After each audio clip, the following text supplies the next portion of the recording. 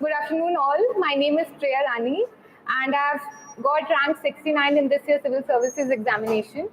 This was my fourth attempt, and I would like to correct, in my second attempt, I got rank 284, and I was allocated Indian Defence State Service and not IPS.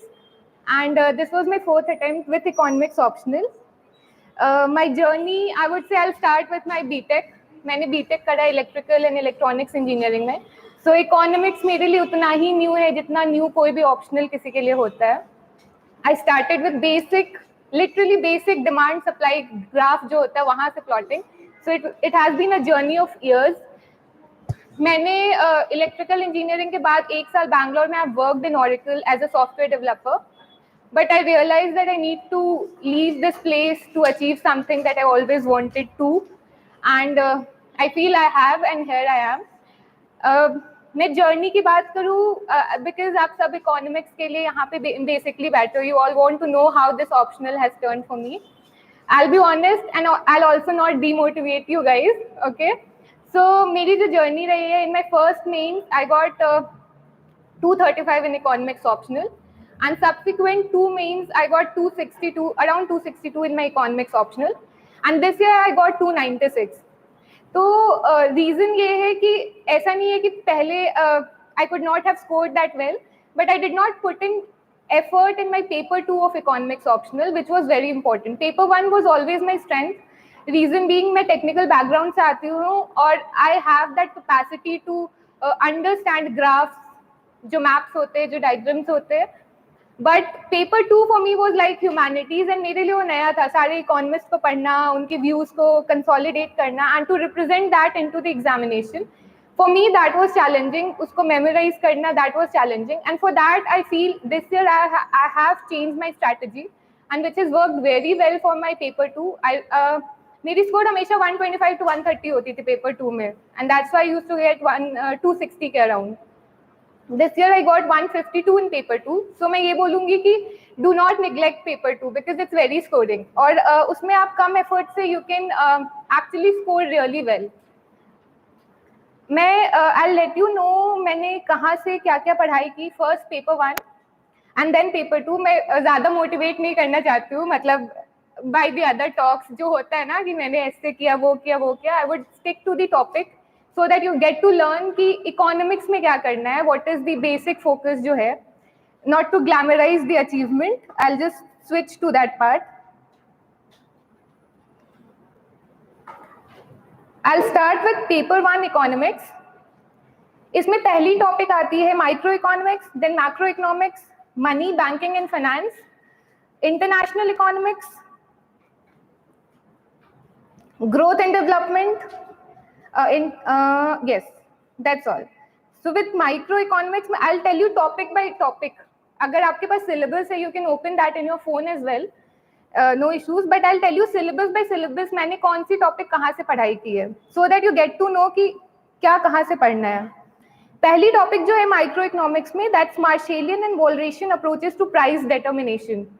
I have studied this from जो basic वो मोटी सी book आती है आहूजा की, HL Ahuja, जो मैंने बहुत पहले शुरू की है ना. So now I switch to notes, तो मैं बुक के नाम भूल गई हूँ, but that book I started with. But I feel कि सर के जो नोट्स है इसके लिए, मार्शेलियन एंड वॉलरेशियन अप्रोचेस के, if you have that notes that's sufficient for the examination. क्योंकि क्वेश्चन बहुत सिंपल आते हैं. If you see the pattern in the examination, question direct आते हैं, and that notes is sufficient for this portion of the syllabus. Similarly alternative distribution theories, Ricardo, Kaldor and Kalecki, इसमें भी जो है sir के जो नोट्स हैं that's enough for the preparation. अगर आप उसको पढ़ते हो और प्रीवियस क्वेश्चन के you write it down in question and answer format, that would be enough for this part. Market structure के लिए भी सर के नोट्स एंड कुत्सियाने से एक किताब है, उसमें जो मार्केट स्ट्रक्चर का जो पोर्शन है यू स्टडी फ्रॉम देयर. मैंने कुछ पोर्शन इसमें से DU के नोट से भी पढ़ी है मार्केट स्ट्रक्चर के लिए, particularly for market structure. So for market structure, I have referred to sir's notes, Kutsianis, क्योंकि उसमें reaction curve approach ये सब better explained है than any other book. And DU के कुछ material for certain portion मैंने एक बार reading किया है उसको, ताकि मुझे और ज़्यादा समझ में आ सके. For welfare economics, This I have completely referred to sir का notes, sir के जो notes थे classroom के, that I have referred. Macroeconomics के लिए started with Freud. That's a very good book to start with. आपको पूरे conceptual understanding हो जाती है, you get through the basics. And उसके बाद H.L. Ahuja भी है. You study from that book also कि आपको जो लगता है which is missing from Freud, you can study from that book. Plus sir के जो notes है, keep sir का notes you can add as a basic to it and उस पे आप add on कर सकते हो from other books that you are studying. For money banking and finance, जो money part है, that is demand for and supply of money, sir के जो notes है, that's more than enough for the examination. I'll tell you how, क्योंकि sir के जो notes होते हैं, काफी elaborate form में वो dictate करके वो लिखाया होता है sir ने. मैंने कुछ classes sir के देखे हैं, मैंने नहीं join किए थे, but मेरे एक friend के पास था. तो from there I have seen that and काफी अच्छे हैं ये इसके money, sir के money के जो notes हैं. That is all that I referred for the examination. Public finance and role in money market economy. इसके लिए मैंने गौरव अग्रवाल के notes पढ़े थे. गौरव अग्रवाल सर के notes थे and that was good. मैंने उसमें से खुद से बनाए थे क्योंकि मुझे generally दूसरे के notes से समझ में नहीं आता. Until and unless I write it in my own form, मुझे लगता है कि somebody else has written it for me and I cannot understand that. So Gaurav Agarwal sir के notes से आप public finance and its role in market economy को cover कर सकते हो. If you find some other sources जिससे आप supplement कर सकते हो, because सबकी अपनी journey होती है. If you want to supplement, you can supplement. I find that वो enough होती है for the examination. For international economics, completely Salvatore. Salvatore and I think एक और किताब थी जिससे मैंने speculative attack पढ़ा था, Krugman. हाँ, उससे मैंने speculative attack के portion पढ़े थे because उसमें map graphs काफी अच्छे से बने हुए थे. So for international economics, वो जो किताब है from I think entire किताब मैंने पढ़ी है and I have made notes out of it. I'll share my notes for the entire syllabus on my Telegram channel if it helps. खुद के notes बनाना यार मैंने क्योंकि I have wasted my attempts in reading from others' notes. Doesn't help. Please have your own notes क्योंकि आपको समझ में आता है जब आप खुद से graph बनाते हो, खुद से maps बनाते हो. You get to understand the topic better. दूसरे के notes से आप बस passive learner होते हो. So be an active learner. Salvatore would be enough for your international economics. Growth and development still completely relied on sir का notes. Sir ने हर growth के जो model है, Lewis model हो गया, balanced unbalanced growth हो गया, human capital, economic growth. Sir काफी अच्छे write-up है sir के. You read that multiple times. मतलब क्या होता है बहुत sources पढ़ोगे तो कुछ याद भी तो नहीं रहता. So if you rely on one source, जैसे sir के ये notes अच्छे हैं, it's good. So you read from that notes and write your own answers. I'll tell you how एक बार मैंने notes के बाद मैंने कैसे किया, which has helped me.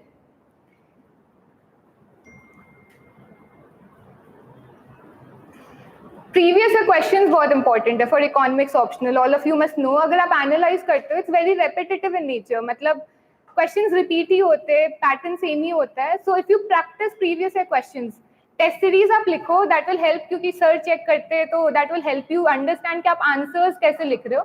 But once you write certain number of tests, I think previous year question is the key to this examination. I've understood this over time, but this is very, very important. आप previous year questions को solve करो. I've solved previous 25 years questions. सारे हाथ से लिख के I'll share that as well क्योंकि इसमें available नहीं है previous year questions के solutions market में नहीं मिलते हैं. So I'll scan my entire previous year question जो मैंने लिखे हैं. For paper 1, paper 2 नहीं लिखती थी मैं. paper 2 नहीं लिखती थी, उसका मुझे लगता था notes बना रही हूँ वही answer writing है. So for paper 1, I've written entire 25 years question का answers. I'll share that with you ताकि आपको help मिले. It's a help. आप खुद में उसमें और भी ऐड कर सकते हो. Maybe some more points you can add, more examples you can add, conclusion better लिख सकते हो. मैंने शायद अच्छे नहीं लिखे हो, but it will add as a मतलब बहुत सारे क्वेश्चंस के आपको आंसर समझ में नहीं आते हैं कि इसका आंसर्स क्या होगा. You will at least get an idea कि इस पैटर्न पे सोचना है. So I will share that with you guys. Previous है कर लेना सारे, मतलब इट्स वेरी इंपॉर्टेंट, मतलब most important in this paper at least. Repetitive है. Also this optional is stable. बहुत रिवॉर्डिंग नहीं हो सकता at times but it's mostly stable. आपको बहुत डुबाता भी नहीं है, मे बी बहुत उठाता भी नहीं है. So it's stable in that sense. Time taking है for sure, but it's all your choice कि आप क्या लेना चाहते हो, what's your choice, and I feel आप सब यहाँ बैठे हो, so economics is your choice, right? I'll move to paper 2. Paper 2 मैंने कहाँ से पढ़ा? I'll share my notes as well. जैसे पेपर 2 में मैं पहला दिखाती हूँ, land system pre independence era जो है,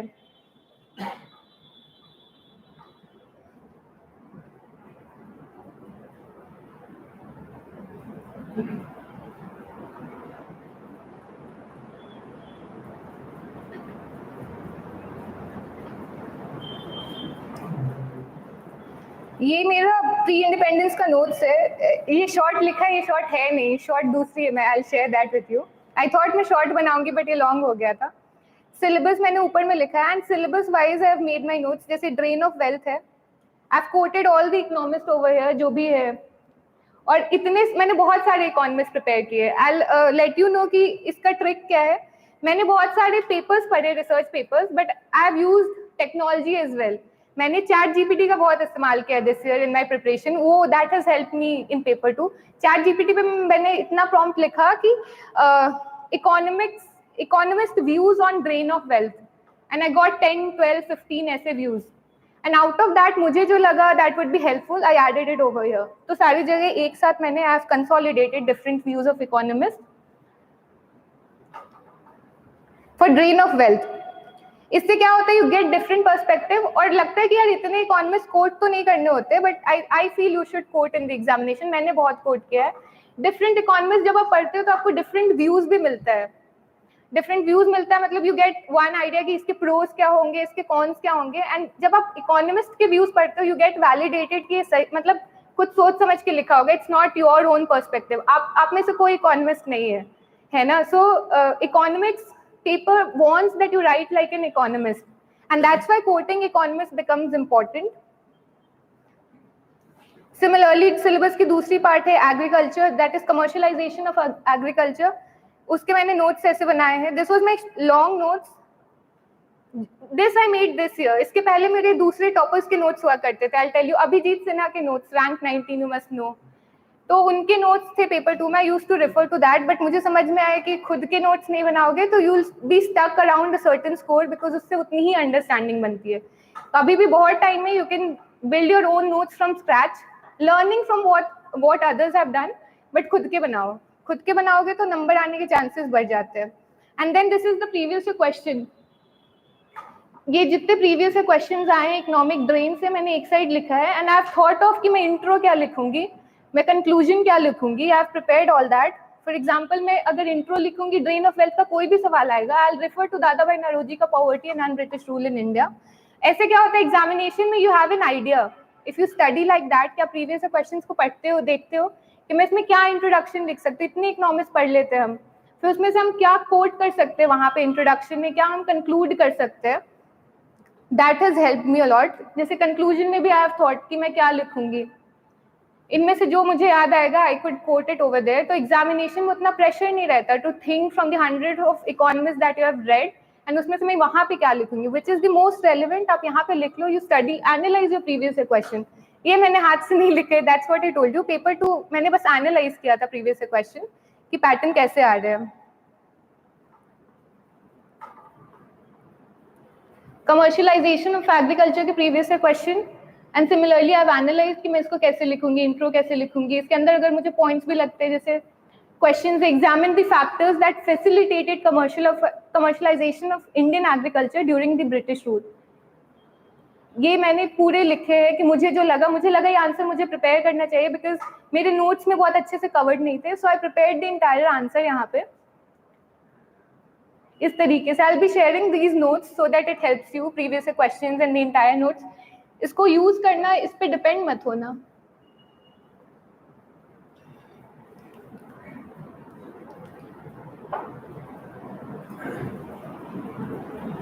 ये नोट्स देखो, ये नोट्स मैंने बनाए हैं अभिजीत सिन्हा के नोट्स से. You can relate to this table, अगर जिसने भी देखा है अभिजीत सिन्हा का रैंक 19 का notes. So I use that as well. तो मैंने वही यूज किया है लोगों के नोट्स को, एंड अपने खुद के ऐड किए to make my own notes. And that's the way. मतलब पूरी मेहनत क्यों करनी है, अगर किसी ने बना दिया है कुछ तो उसका इस्तेमाल करो, बट खुद का भी कुछ उसमें इनोवेशन करो, कुछ ऐड करो, so that you remember in the examination कि क्या किया था. नोट्स बनाते वक्त भी बहुत कुछ याद हो जाता है, that I did this. I share this notes, ये बहुत बड़ा है क्योंकि इसमें प्रीवियस क्वेश्चन भी मैंने एनालाइज किया है.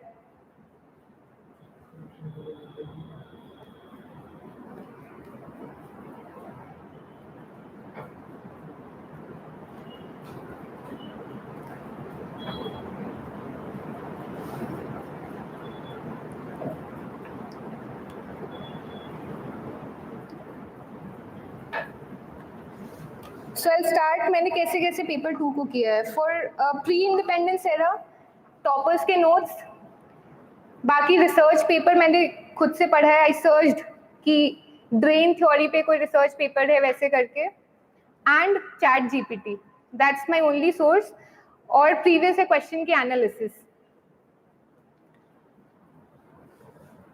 प्री लिबरलाइजेशन एरा में Vakil, Gadgil, VK, RV Rao.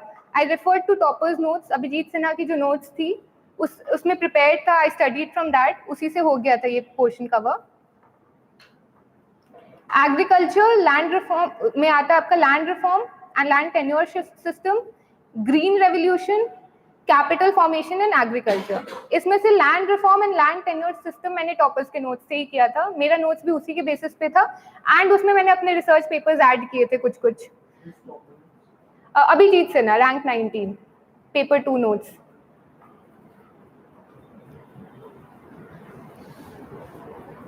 Green revolution and capital formation in agriculture, I made my own notes, पढ़ के, ऑनलाइन पढ़ के, रिसर्च पेपर्स पढ़ के, एंड चैट जीपीटी यूज करके. Please use ChatGPT. मुझे तो इस बार मतलब ऐसा लगा कि पता चल गया कि किससे पढ़ना है.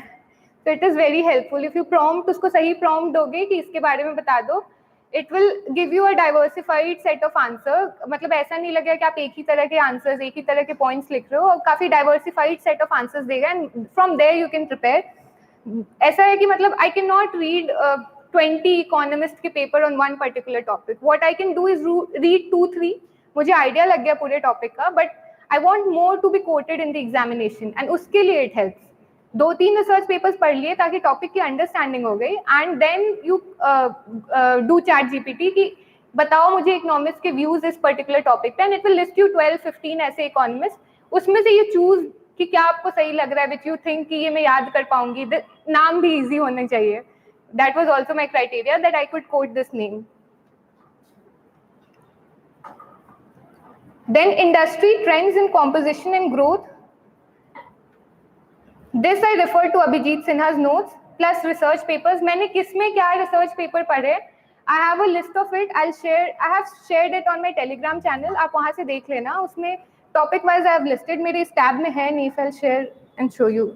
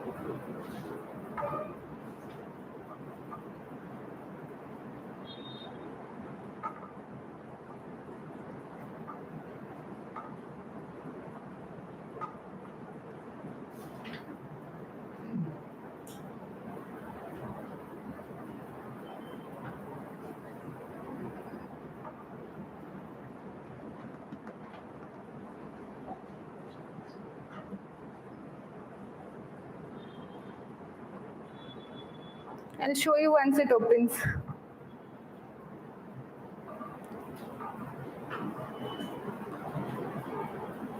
नेशनल पर कैपिटा इनकम के लिए आई यूज्ड पर्टिकुलरली वही अभिजीत सिन्हा के notes and chat GPT.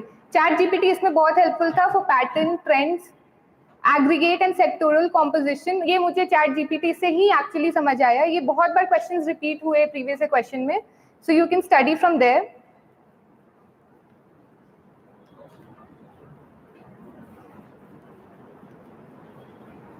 Poverty and inequality में I read research papers, 4-5 research papers, I will share you guys. उसमें से मैंने पढ़ा है, उसी से नोट्स बनाए हैं, उसी से ट्रेंड्स बनाए, उसी से पैटर्न्स बनाए हैं एंड प्रीवियस क्वेश्चन सॉल्व किए। बेसिक ये है कि मैं सही जा रही हूँ या नहीं, या आप सही जा रहे हो या नहीं। If you are able to answer previous questions, only then if you are able to answer your previous question with quality content, you are going in the right direction, क्योंकि finally वही लिखना है। It doesn't matter कि maybe test के 1-2 questions नहीं आते, but previous year questions you are able to solve, और वही content is getting repeated in different questions that are being asked in subsequent years। तो previous year questions कर लेना, मेरा तो बस इतना ही request है।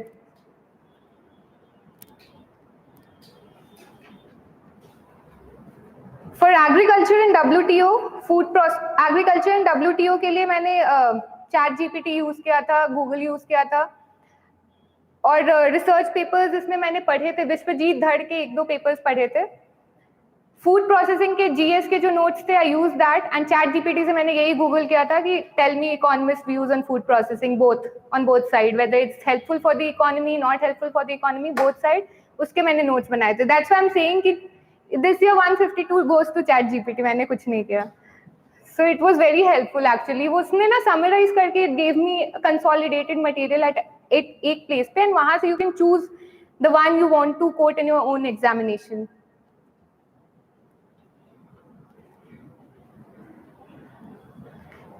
The economic policy and industry, same industries मैंने वहीं से पढ़े थे, rank 19 के notes से पढ़े थे। I added my own basically research papers saying I'll be sharing that with you। Trips TRIMS सारे WTO के ही पार्ट है, एक ही जगह से पढ़ा है। Partial and full convertibility, I made my own notes, मैंने प्रॉपर गूगल किया, मुझे जो भी मटेरियल मिले, जो भी रिसर्च पेपर्स मिले, from there I made my own notes, previous year questions देखे and made my notes on that pattern कि क्या पूछ रहे। ज्यादा बड़ी टॉपिक नहीं है ये, बहुत सिंपल सवाल इससे आता है। सो यू प्रिपेयर दैट वे। इसकी फुल कन्वर्टेबिलिटी के प्रोज क्या है, उसमें 4-5 इकोनॉमिस्ट के व्यूज होंगे कि नहीं, अगर आप करते हो तो ये प्रॉब्लम होगी, नहीं करते हो तो ये प्रॉब्लम होगी। So you prepare the pros and cons.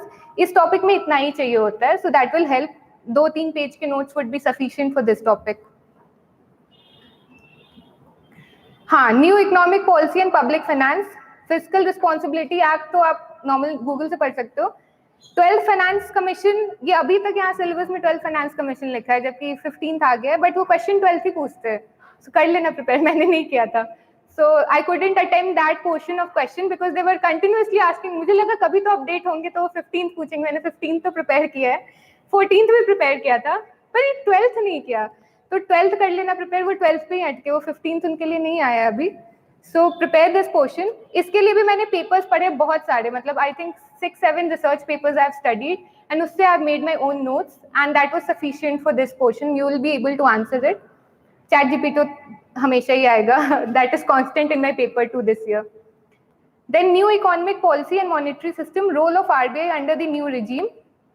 इसके लिए आई सप्लीमेंटेड माय पेपर 2 का नॉर्मल GS टाइप का नोट्स विथ पेपर 1 का नोट्स, जिसमें आपको मॉनेटरी वाली साइड की ग्राफ्स वाफ्स होते हैं, that you can supplement in this portion as well as in physical portion. जो पेपर 1 में फिजिकल का पढ़ा है, जो ग्राफ्स पढ़ा है, केनीशियंस पढ़ा है, वो यहाँ भी यूज होगा टू एक्सप्लेन योर पेपर 2। तो ऐसा लगता है कि पेपर 1 को पेपर 2 में नहीं डालना है, that also I have done. मेरी जो शॉर्ट नोट्स है आई विल शेयर, तो उसमें पेपर 1 की क्या चीज मैं पेपर 2 में लिख सकती हूँ, that is also very important, क्योंकि पेपर 1 में आप थ्योरीज पढ़ते हो, आप डिफरेंट मॉडल्स पढ़ते हो, and you are an economist only when you implement that in actual Indian economy. और वो आप पेपर 2 में इंडियन इकोनॉमी पढ़ते हो, पेपर 1 में थ्योरीज पढ़ते हो, you try and quote paper 1 and paper 2, maybe that also helps। पता तो किसी को नहीं होता क्या help किया, but I feel that helps। Planning to indicative planning, relation between planning and markets for growth, 73rd and 74th, ये मैंने सिंपल अभिजीत सिन्हा के नोट्स से पढ़े, रैंक 19, उनकी नोट्स अवेलेबल ऑनलाइन, अगर किसी ने देखा है तो it's available online, you can read from there, but खुद के बना लेना उस नोट से, क्योंकि वो सर के जो नोट्स है ना, इट्स इन हिज, उनके खुद के विजन के, खुद के अपने छोटे छोटे पॉइंट्स लिखे, तो समझ में नहीं आता। तो अगर उन्होंने कुछ इकोनॉमिस्ट वहाँ कोट किया हुआ है, just Google that research paper and study that research paper, अगर समझ में नहीं आता है तो, क्योंकि याद नहीं होगा सिर्फ ऐसे ही रट्टा मारने से। एम्प्लॉयमेंट एंड पॉवर्टी में मैंने एक रिसर्च पेपर पढ़ा है, I share that with you. Himanshu की, आई गेस हिमांशु एक इकोनॉमिस्ट है, उनकी मैंने पढ़ी थी for employment and poverty, and that was enough sufficient. क्या इश्यूज चल रहे हैं एम्प्लॉयमेंट में, पॉवर्टी एम्प्लॉयमेंट का क्या रिलेशन है, कैसे एम्प्लॉयमेंट में किस सेक्टर में काम करना चाहिए, ऑल दैट वो पेपर अच्छे से कवर करता है। And because that paper also had views of different other economist, मतलब उसमें 10 और इकोनॉमिस्ट भी कोटेड थे उनके पेपर के खुद के अंदर। So that was sufficient for employment and poverty. Rural wages मैंने नहीं प्रिपेयर किया है, किसी टॉपर का था बट वो भी मैं नहीं पढ़ के जाती थी, और सवाल आते थे तो पता नहीं छूट जाते थे। तो दिस पोर्शन यू प्रिपेयर खुद से, मुझे नहीं पता, मैंने नहीं प्रिपेयर किया, मुझे कुछ मिला नहीं actually proper on this particular topic rural wages. So if you guys get something आप वहां से प्रिपेयर कर लेना। एम्प्लॉयमेंट जनरेशन सेम एम्प्लॉयमेंट का ही है। पॉवर्टी एलिविएशन स्कीम्स ये जीएस में जो पढ़ते हो वही है, डिफरेंट एस्पेक्ट से पॉवर्टी एलिविएशन की एम्प्लॉयमेंट के थ्रू कैसे कर सकते हो, फूड के थ्रू कैसे कर सकते हो, सब्सिडीज के थ्रू कैसे कर सकते हो। इसलिए बोल रही हूँ कि अगर आप चैट जीपीटी पे बस इतना डालोगे ना कि डिफरेंट एम्प्लॉयमेंट जनरेशन स्कीम्स या मैकेनिज्म, तो आपको एक डाइवर्स आइडियाज मिल जाएगा कि पॉवर्टी एलिविएशन का सिर्फ तरीका ये नहीं है कि पीडीएस के थ्रू फूड बांट दो। इट विल शो यू कि आप हेल्थ पे फोकस करो, एजुकेशन पे फोकस करो, आप एम्प्लॉयमेंट पे फोकस करो। And once you get that diversity in your approach, आप खुद से आंसर्स लिख सकते हो। यू गेट टू अंडरस्टैंड कि एक डायरेक्शन में आंसर को नहीं लिखना है, you have to write in multiple directions. That's all. इसके अलावा आई वुड से ये सबसे इंपॉर्टेंट प्रीवियस क्वेश्चन है, like once you get hold of the syllabus please write previous questions. Sir को दिखाना है तो दिखाओ, मैंने तो बहुत परेशान करके दिखाया सर को, लाइक जबरदस्ती इस सर चेक करो मेरा, मतलब पूरा एक एक फाइल जो होता है फॉर, अगर आप एक सब्जेक्ट का लिखने जाते हो, मैक्रो का लिखने जाते हो, सर ने तो वो किया हुआ है ना प्रीवियस क्वेश्चन को एक जगह, तो मैक्रो को एक जगह एक बार सॉल्व करके एक फाइल, नहीं सर चेक कर दो। तो I think you can show it some questions to him at least, ताकि if you are writing it right, और बाकी तो टेस्ट सीरीज से भी पता चल जाता है कि सही लिख रहे हो या नहीं लिख रहे हो, but solve previous questions properly. बाकी यार कोई क्वेश्चंस है तो बताओ।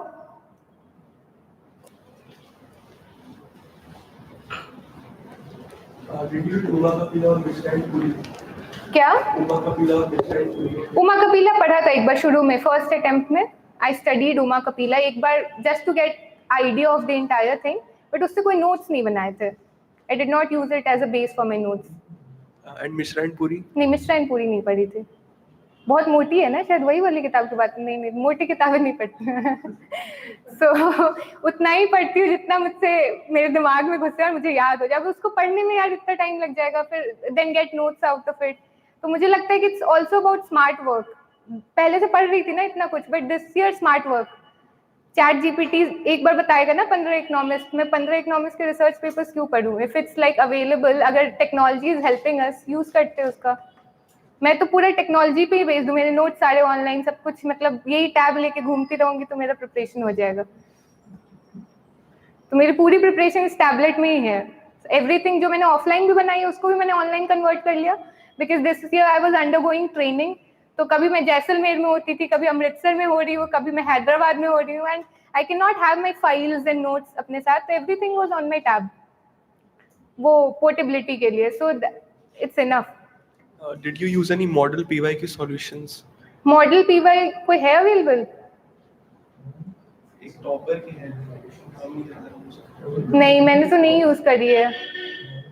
मेरा actually I had a study partner as well, तो हम दोनों ही मिलके सॉल्व करते थे, तो दैट हेल्प मे बी वहां से।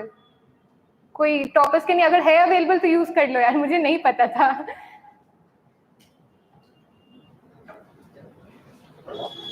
What do you think was difference in your answers compared to this attempt and your earlier attempt in paper 2? I mean, in paper 2? Yeah. Paper 2 में I'll tell, पहले my approach in paper 2 was similar to how I approach my GS papers. छोटे points में लिखती थी, like similar how I wrote my GS की सब topic लिख दिया and then छोटे छोटे पॉइंट्स में I'm writing it. This year what I believe, मुझे ऐसा लगा कि क्योंकि ये एक कोर सब्जेक्ट है, एक इकोनॉमिक्स ऑप्शनल की सब्जेक्ट है, I wrote my points in 3 lines कम से कम, ताकि इट्स एक्सप्लेनेटिव इन नेचर, मतलब कोई इकोनॉमिक्स कुछ बोल रहा है तो वो मैं समझा पाऊँ, रादर देन कि हाँ बस एक लाइन लिख के छोटे में and I stopped it over there. तो मैंने उसको कोशिश किया कि राइट इन 3-4 लाइन्स, वो एक चेंज किया। दूसरा change what I did was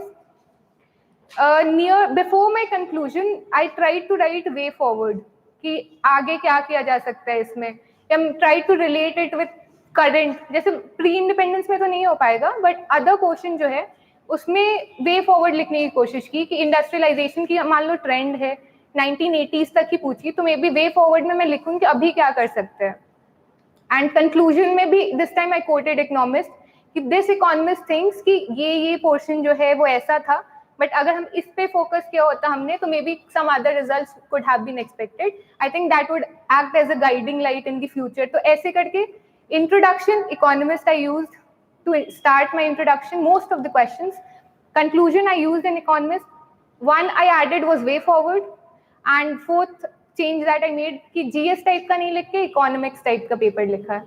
So basically the points were from GS, but you have written it in explanatory manner. Explanatory manner so that आप economists के views को explain कर पाते हो. Yeah. क्योंकि मैं आपके view को एक line में लिखूंगी तो that would be very disrespectful also कि मैंने 5 पेज के लिखे हैं paper and you are writing it कि हाँ बस. That's why I wrote it in 3-4 lines this year. And you have taken support of economists when you are quoting, when you are writing this. Yes, mostly. जितने points में I could quote, I quoted economist. I used it literally बहुत use किया मैंने इस बार economist. पहले नहीं किया था इतना क्योंकि मुझे याद ही नहीं रहता था. So if you see my short notes जो मैंने share किया, you will see कि एक particular topic पे मैंने 15 economists लिखे हुए हैं. और क्योंकि वो सारे एक जगह लिखे हुए हैं, I could also use my commercialization of agriculture का economist in different portion of my economics paper. क्योंकि आपको याद इतना हो चुका है, उतनी बार पढ़ लिया है कि आप उस economics को कहीं और भी यूज कर ले रहे हो, तो आप ज्यादा कोट कर पा रहे हो. क्योंकि ह्यूमनली पॉसिबल नहीं है कि हर टॉपिक पे you're remembering 10-15 economists. Try and link the topic और उसका economist वहाँ भी यूज कर लो. Do you think pre-independence questions are scoring as much as the current oriented questions? I think so. Pre-independence questions are मतलब repetitive है ना, मतलब वही आना है क्वेश्चन जो प्रीवियस ईयर में आ गए, वही क्वेश्चंस आने. जूट कॉटन उसमें से ही एक उठा के पूछने, कमर्शियलाइजेशन से ही पूछ लेने, ड्रेन ऑफ वेल्थ से पूछ लेने. तो मुझे ये लगता है प्रिडिक्टेबिलिटी है, तो वो सेक्शन तो मैं हमेशा ही ऑप्ट करती थी. यही रीजन भी है कि प्री इंडिपेंडेंस के नोट्स इतने बड़े हो गए because I wanted to have that portion as my strength. क्योंकि वो 10 मार्कर्स में भी आते हैं एंड वन पूरी ब्लॉक आती है. So that is, I think, strength here. You can do it. You have attempted pre-independence question in the Yes. in the optional. Yes. Okay. I attempted. Thank you. Thank you.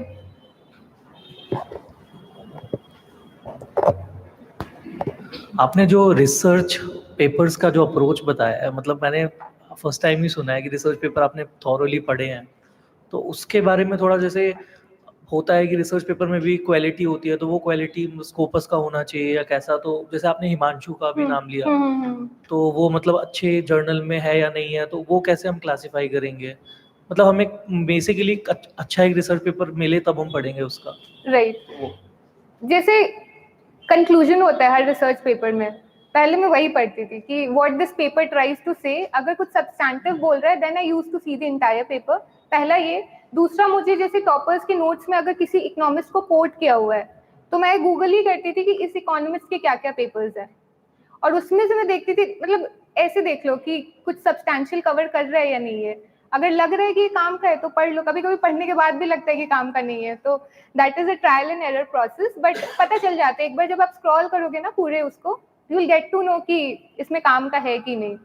But economist का source वही है. Toppers में अगर किसी ने coat किया हुआ है, अगर नहीं कोट किया हुआ तो आप खुद से भी गूगल करोगे ना कि papers, research papers on this particular topic, आपको बहुत सारे रिसर्च पेपर्स आएंगे and you will understand by the way शुरू में ही कि दिस इज वर्किंग और नॉट वर्किंग. वो है. एंड मतलब मैंने तो सब एक जगह लिस्ट भी कर दिया है, so now you don't have to experiment also, you can read those research papers. Thank you. Did you write did you quote many economists in one particular question, or I did quote this year. I quoted in my previous attempt. I couldn't quote क्योंकि मुझे सच्ची याद नहीं रहता है, मतलब मेरा ये weak point है, मुझे याद ही नहीं होता. But this year I quoted. You'll understand how I was able to quote once you see that एक short notes जो मैंने बनाया है इसमें transfer ही नहीं हो रहा. But if you see that वो Telegram channel पे है, once you see that you'll understand how I was able to quote many economists in one question. It helps. मुझे ऐसा लगता है रीजन वही है कि यार हम इकोनॉमिस्ट नहीं है, हमने क्या 3-4 साल पढ़ाई करी होगी बहुत इकोनॉमिक्स में, बट जो इकोनॉमिस्ट है they have studied through out in that particular subject, तो उनके व्यूज जब आप लिखते हो तो ऐसा लगता है कि यू आर वेल रेड, आप वहाँ लर्नड प्रेजेंट होते हो, और जो चेक कर रहे हो तो वो इकोनॉमिक्स के ही प्रोफेसर है, एंड दिल सर्टेनली गेट इम्प्रेस्ड अगर आप इतने इकोनॉमिक्स के वर्क्स पढ़ रहे हो, उनको वहाँ रिप्रेजेंट कर पा रहे हो इस पर्टिकुलर क्वेश्चन में, रिलेट कर पा रहे हो, आई think that would create good influence. So did you write only their names or only their views or both of them? नहीं, नेम लिखती थी ऐसे ब्रैकेट में करके, if I right a point ऐसे लिख दिया एंड देन मैं ब्रैकेट में लिखती थी कि this economist. So for paper 2 you did not write tests, you only relied on notes. एक टेस्ट या 2 टेस्ट लिखा था कभी पहले या दूसरे अटेम्प्ट में, बट बाकी नोट्स ही बनाया. Sectional or full length? Sectionally लिखा था, ये खत्म ही नहीं होता था ये पेपर 2 का मेरा, मतलब तैयारी याद नहीं होती थी सारी कुछ, तो कैसे लिख पाऊंगी टेस्ट, तो ये इसी चक्कर में लिख नहीं पाई, और मुझे पता नहीं लगता था कि पेपर 2 से प्रिपेयर वेल लिख लूंगी, बट प्रिपरेशन ही कभी नहीं हुई, इसी अटेम्प्ट में हुई पहली बार प्रिपरेशन. सो आई मेड माई पूरा notes this time again. I'm deviating a bit from the economics. Don't, it's okay, you can deviate. How was your study routine between pre and mains? Like how did your day look like? Between pre and mains, मैं ऐसे early riser थी, तो 4 AM वाली इंसान, like not now now I am 10 AM. So during preparation I was 4 AM person, and शुरू किया, I used to start with my newspapers. सबसे पहले जो भी न्यूज़पेपर, 2 न्यूज़पेपर में पढ़ती थी, द हिंदू और Indian Express. The Hindu I used to read entire to know कि न्यूज़ में क्या चल रहा है, एंड इंडियन एक्सप्रेस में I used to study the explained portion, और जो उसके आर्टिकल्स होते थे, आर्टिकल्स बहुत अच्छे नहीं आते इंडियन एक्सप्रेस में, मुझे लगता है इंटरनेशनल रिलेशंस के अच्छे आर्टिकल आते हैं, और एक्सप्लेन पेज अच्छा होता है इंडियन एक्सप्रेस का. उसको शुरू किया, 2 घंटे तो न्यूज़पेपर में ही लग जाते थे, एंड उसके बाद डिफरेंट अटेम्प्ट्स में डिफरेंट था मेरा स्ट्रैटेजी. जैसे कुछ अटेम्प्ट्स में ऐसे थे कि शुरू में सिर्फ ही ऑप्शनल पढ़ाई की, ताकि ऑप्शनल एक राउंड हो. मोस्टली मेरा वही रहा है कि for the first 1 month I study my optional, ताकि वो एक राउंड ऑफ रिविजन हो जाए, कुछ टेस्ट लिख लूँ या क्वेश्चन आंसर्स कर लूँ, and then I would start with GS and then optional थोड़ा रिविजन. ऑप्शनल ऐसा है ना, it takes a lot of time to revise, तो शुरू के 1 month में it would be optional optional optional, सारे टॉपिक कवर कर रही हूँ, ताकि once you are done with it शांति मिल जाती है. And then from the second month it would be like कि 4 घंटे optional and all the other time to GS, essay, बाकी सब सब्जेक्ट्स को. इट वुड बी रफली like this. And one last a bit informal question. Your third attempt gave you like a slight jerk. If I know a little bit about yourself or about you, so almost everyone knows how to deal with big low phases. But did you also face some small low phases? And if yes, how did you deal with them? Small lows during the preparations. I'll be very honest, मुझे रोज लगता था यार, क्योंकि I worked in corporate sector ना, तो मुझे आदत थी वो सैलरी क्रेडिट होने की. I have seen that good phase, Bangalore में घूमना, दोस्तों के साथ चिल करना, and I was financially independent अपने कॉलेज में भी. I used to get scholarship. तो सबसे लो पॉइंट मेरा यही होता था to take money from parents. वो मुझे लोएस्ट लगता था, मतलब मुझे लगता था कि ये कैसे कर रही हूँ मैं, बट ऐसा नहीं सोचना है, because you are making your own career, तो वो होता है, लाइक हम सारे पेरेंट्स पे डिपेंड करते हैं. एंड दूसरा मुझे ये लगता था डेली कि have I chosen the right path for me, because मेरे जो दोस्त थे वो MS कर रहे थे, MBA कर रहे थे, एंड जो नहीं कर रहे थे दे वर अर्निंग वेरी गुड. मैं खुद का भाई जो मेरे से 3 साल छोटा था, ही वाज अर्निंग माइक्रोसॉफ्ट में है, 55 lakhs पर ईयर उसकी पैकेज है. So just imagine, he was earning so much, मैं कुछ नहीं कर रही हूँ. तो मुझे ये लगता था have I chosen the right path, may be कुछ और भी करती तो I would have been successful enough. So is this the right path? But मेरे लिए मैं 7th 8th से I wanted to be an IAS. It's not something new, it's not एक, मतलब क्या बोलते, नया प्यार नहीं था मेरे लिए, मोहब्बत, इश्क बोल सकते हैं उसको. सो इश्क था मेरे लिए. सो आई ऑलवेज थॉट कि why I started, and I had very clear reasons why I wanted to be here. I was very clear कि मुझे क्यों करना है ये. क्योंकि मैंने कॉर्पोरेट सेक्टर में काम किया है, not to make anything look big और स्मॉल, दोनों ही अच्छे हैं, but I did not see myself there in the coming 10 years. I felt, मुझे लगा कि I would do better in administrative side because of the interpersonal skills I have, the way I talk to people, the way I connect to people. I felt I could do better over there. और मुझे लगता था कि यार सबके पास ये नहीं होता है. Not everybody could connect to people. Not everybody could look into their eyes and make them feel emotional. I can do that. अभी मैं administration में already हूँ. I was posted October में, and I felt that I can connect to people. लोग गुस्से में अंदर आते हैं और मुझसे बात करते हुए शांति से बाहर चले जाते हैं. So that strengthened. मुझे लगता है कि I suit in this particular field. फिर in terms of career जो diversity आपको देता है, it's immense. Maybe you will be earning less than the people earning in corporate world, but जो तरीके के आप काम करते हो ना, मैं अक्टूबर से अभी यहाँ अप्रैल तक जो मैंने काम किया है, it is very different जो मैं वहाँ पे कर रही थी. I listen to people, मैं सुनती हूँ उनकी पानी की प्रॉब्लम होती है, ये आते वो आते इमोशनल आते with expectations in their eyes, and you can create that difference. Just imagine at this young age आप लोगों की प्रॉब्लम सॉल्व करने की कैपेसिटी रखते हो, पार रखते हो. That's huge in itself. I know the journey is very difficult, but मुझे हमेशा ही ऐसा लगता है कि worth it है. Thank you so much. Thank you. And in terms of filling the pages, were you filling the pages? पूरा भरती थी मैं. I used to fill the pages और शुरू के I think second और third attempt में मेरे पेपर complete नहीं हुए थे. Not economics, GS के पेपर्स फर्स्ट अटेम्प्ट में कंप्लीट हुए थे. सेकंड थर्ड में ज्यादा पढ़ाई कर ली थी, तो कंटेंट बहुत थे, तो वो लिखने में पेपर छूट जाते थे. But this year I completed my entire paper, entire questions. 2 page दिए, 2 पेज लिखना है, 3 पेज दिए, 3 पेज लिखना है, पूरा भर के लिखना है. मतलब आई रोट लाइक दैट. ऐसा जरूरी नहीं होता, 1.5 पेज भी लिखते लोग. हाँ, नंबर आते हैं, बट मैं पूरा भरती तो मुझे खुद साइकोलॉजिकली लगता था कि उसको क्या लगेगा, इसको 2 पेज भी नहीं लिखने आते. तो that's why I used to write पूरा 2 पेज. Any course or test series that would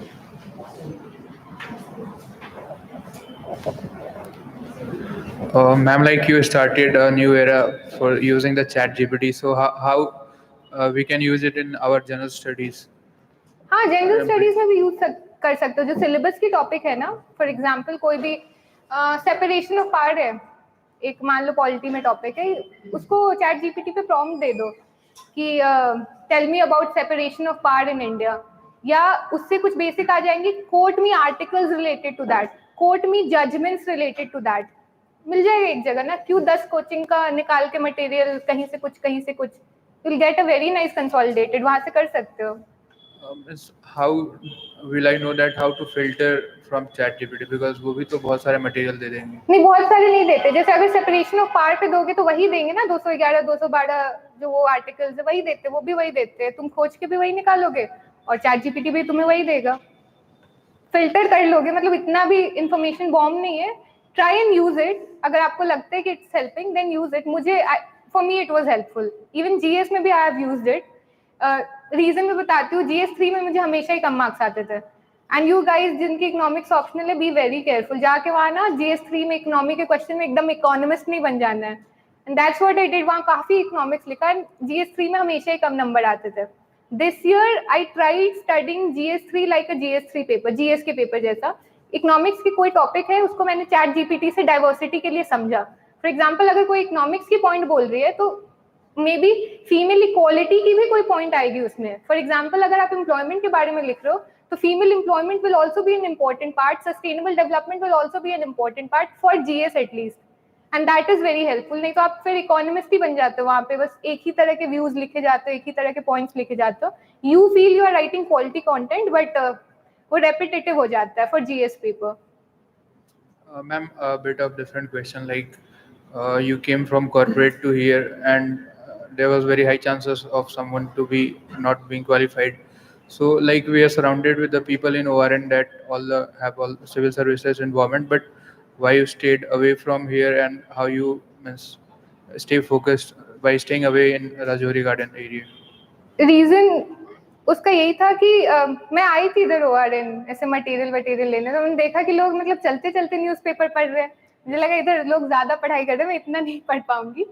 and that was one of the reason कि मैं यहाँ पे नहीं रहना आई चोज. एंड ऑल्सो मुझे ऐसा लगता है कि friendship is important, but I feel companionship या partnership is more important. And if you have 2-3 people who are equally motivated to clear the examination, तो आप ऐसे एरिया में रहो, इससे दूर भी रह सकते हो. मुझे लगता था कि आप बहुत भसर है, बहुत लोग हैं, बहुत ओपिनियन है, ये कल बोलेंगे वो किताब पढ़ लो, वो बोलेंगे वो किताब पढ़ लो। तो मेरा दिमाग में बहुत बताया ना, मैं इश्क वाली लड़की हूँ, तो मुझे वो लगता है कि एक को पकड़ा, उसको इतनी बार मल्टीपल रिविजन किया so that I can represent that into the examination. तो ये मेरा रीजन था टू स्टे अलूफ। ऑल्सो एक बहुत मेजर रीजन था कि मुझे गाइडेंस की जरूरत नहीं पड़ती थी, बिकॉज अभिजीत सिन्हा को मैं पर्सनली जानती थी, रैंक 19। तो कोई भी किताब हो या क्या पढ़ना है, कोई टॉपर अगर कुछ बोल भी रहा है, use to verify from him कि पढ़ूं या टाइम वेस्ट हो जाएगा। सो जो वो गाइड करते थे, आई ट्राई टू फॉलो, गुरु जैसा कि whatever he said I try to follow him, कि ये इंपॉर्टेंट ये नहीं। इसलिए मुझे ज़्यादा यहाँ की गाइडेंस की ज़रूरत नहीं पड़ी for at least my GS papers. Economics के लिए मैं आती थी यहाँ पे कभी कभी मेट्रो से, बट बाकी नहीं। Okay, thank you, ma'am. Thank you. Ma'am, one thing I'd like to ask, what was your strategy for the revision? Strategy for For the revision, revision of GS या for everything. For everything? मुझे ऐसा लगता है कि revision के लिए you can plan your revision according to your test. For example, अगर prelims आ रही है, अगर प्रीलिम्स में इनिशियल में मान लो 3 महीने का टाइम है, इनिशियली 3 महीने लग जाते हैं फॉर प्रीलिम्स प्रिपरेशन, तो मैं अपने टेस्ट ऐसे शेड्यूल करूंगी कि पहले मैं पॉलिटी के सेक्शनल टेस्ट लिख लूंगी, तो उतने सेक्शन रिवाइज कर लिया, पॉलिटी के दूसरे सेक्शन रिवाइज करूंगी, फिर दूसरा सेक्शनल टेस्ट दूंगी, फिर पूरा ही रिवाइज करके फुल लेंथ टेस्ट दूंगी। और क्योंकि फुल लेंथ टेस्ट भी 2-3 होते हैं, तो वैसे आपके 2-3 रिविजन हो जाते हैं। तो if you try and plan your test ऐसे, तो आप रिविजन वैसे कर सकते हो। और मुझे ऐसा लगता है कि फाइनल टेस्ट हो या कोई भी टेस्ट हो, बिना पढ़े तो टेस्ट नहीं दिया जा सकता है। So that will help you, क्योंकि लगेगा कि यार कम नंबर आ जाएंगे तो डिमोटिवेट हो जाओगे। So you can plan your revision according to your test routine. Test लिखते रहोगे बीच में, तो वो मोटिवेशन रहेगा कि क्योंकि संडे को मुझे एक टेस्ट लिखना है तो पढ़ लेता हूँ, एक बार सारा रिवाइज कर लेता हूँ। That could be your strategy. So you are a kind of person जो टेस्ट देख के बार-बार रिवाइज करना प्रेफर करता है कि बार-बार रिवाइज करके टेस्ट? बार-बार रिवाइज करके टेस्ट देना प्रेफर करते हो। इन माय फर्स्ट 2 अटेम्प्ट्स, आगे क्या हुआ कि बिकॉज आई वाज अवेयर, सारे टॉपिक्स इतने बार पढ़ लिए थे, तो फिर मैं टेस्ट ही लगा लो, पता चल जाएगा कि कहाँ कौन सा भूल गए हो या कौन सा एरिया वीक है। But initial attempts revision and test. Ma'am, did you link each and every topic of paper 2 with some model of paper 1? Not each and every, जो दिमाग में आता था वो मैंने लिंक किया था। मैं शेयर कर दूँ, मैं समझा नहीं पा रही हूँ, मुझे गुस्सा आ रहा है तो जो टॉपिक मुझे समझ में आया कि लिंक हो सकता है, वो मैंने लिंक करने की कोशिश की है। ऐसा कोई कंपल्शन नहीं है, मतलब फोर्स नहीं कर देना खुद को, बट हाँ, I will help you. Developmental economics जो होती है ना, वो बहुत कोट होती है पेपर 2 में। इंटरनेशनल ये सब भी थोड़ी बहुत होगी, international macro, but developmental economics बहुत कोट होती है। जैसे अगर कमर्शलाइजेशन ऑफ एग्रीकल्चर ही बोल रहे हो तो लुइस मॉडल कोट हो जाएगी, तो आप पेपर 1 की मॉडल्स ऐसे कोट कर सकते हो वहाँ पे। तो developmental economics is very helpful in paper 2। And one last question, can you briefly share your interview experience of all the 3 times? All the 3 attempts, okay. पहला अटेम्प्ट जो पहला इंटरव्यू था मेरा, सेकंड अटेम्प्ट में आई वाज वेरी नर्वस, क्योंकि यार all of us know stakes बहुत high होते हैं इस एग्जामिनेशन में। ईदर यू आर इन और you are out and again into the cycle. So मेरा पहला वो था, मैंने बहुत मॉक्स दिए थे, और मॉक्स से भी क्या होता है, इतने मॉक्स दे दो कि अलग ही कोई इंसान ही बना रहा है। मतलब घुसे थे ऐसे प्रिया जैसे, बाहर निकले पता नहीं क्या बना के निकाला कि ऐसे सही नहीं बैठ रहे हो तुम, सही नहीं बोल रहे हो तुम, आई कांटेक्ट इससे क्यों कर रहे हो, मुझसे क्यों नहीं कर रहे, सबके तरफ क्यों नहीं देख रहे यार। Like it destroys your natural personality is what I feel. मतलब मैंने बहुत मार्क्स दिए थे, और फिर सबके क्रिटिकल कमेंट्स, तो ऐसा होता था कि भाई एक्चुअल इंटरव्यू से पहले ही 15 बार डिप्रेस हो चुकी थी टू अंडरस्टैंड कि यार ये सही नहीं हो रहा, वो नहीं सही हो रहा है। एंड जब मैं इनिशियली 2-3 इंटरव्यू दिया था, I got very good feedback, और जैसे जैसे बहुत इंटरव्यूज दे दिए, वो धीरे धीरे उसके इम्प्रूवमेंट करते हुए एक पर्सनैलिटी ही चेंज होगी मेरी। And I was very nervous in my interview, जो मेरा पहला इंटरव्यू था। और मैम, मैंने बहुत सिंपल आंसर्स के बहुत बकवास आंसर्स दिए। पहले मुझे लगा कि मैम ने मुझसे कुछ दुश्मनी की है, मुझे 162 दिया है, बट हाइंडसाइट में when I analyse my own answers, मुझे लगा कि नो यार, my answers was not at par, it was not officer like जैसा वो एक्सपेक्ट कर रहे थे, एंड मतलब गलत था, मैं I was not well prepared. तो एंड सेकंड अटेम्प्ट में मेरा interview was good, but Choubey sir का बोर्ड था, all of us know Choubey sir, I got 170, but I was happy. Clear नहीं हुआ था एग्जाम, बट चौबे सर में 170 is a good score. This year I did not give any mock, 0 mock, direct interview. और reason ये है कि because I am already in service, तो I am already working, already मेरे VC चल रहे हैं, मैं लोगों से बात कर रही हूँ, I am into that zone of being an officer. Also I will say maturity आ गई है, बैलेंस आ गया है. व्हेन वी स्टार्ट प्रिपेयरिंग, हम द हिंदू के वो जर्नलिस्ट हो जाते हैं. एंड तो हम अपने आंसर्स भी वैसे ही देते हैं, very reactive in approach. But जब आप सच में एडमिनिस्ट्रेशन में जाते हो, you have to be very balance, you have to be very patient. आपको गुस्सा भी नहीं आएगा, मतलब आप उत्तेजित भी जल्दी नहीं होगे. मतलब मुझे लगता है मैं आधा चीज स्माइल करके ही डील करती हूँ अपने ऑफिस में. इफ इट्स लाइक अगर कुछ ऐसे कमेंट्स भी, आई जस्ट स्माइल. लाइक ऐसे मुझे कोई आके बोल देता है you don't look like a Bihari, and I don't react. Okay, मैं ऐसे भी स्माइल कर देती हूँ, okay fine, I don't know how to take it. तो इट्स लाइक दैट, आपके अंदर मेच्योरिटी आती है, and that maturity is reflected in the examination. एक इंटरव्यू में मेरा एक्सपीरियंस रहा इस बार का. Questions were from my service और बेसिक जनरल स्टडीज, पॉलिटी के सवाल थे.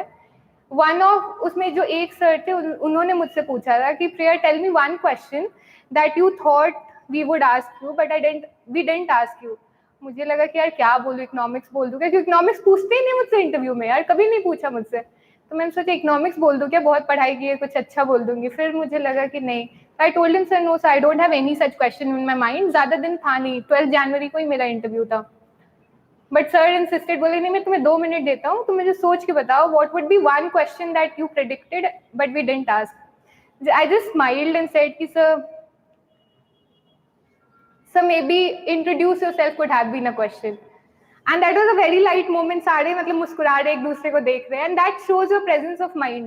मतलब उतने स्ट्रेस सिचुएशन में if you can just keep दी काम रहते हो. बस मैंने इतना ही मुस्कुरा के बोला था may be introduce yourself could have been a question, and everybody smiled in the, एक दूसरे को देख के, चेयरमैन को देख के, they were smiling.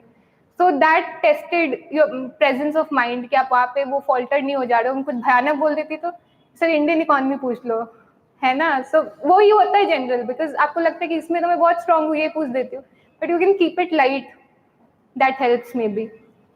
Thank you. Thank you.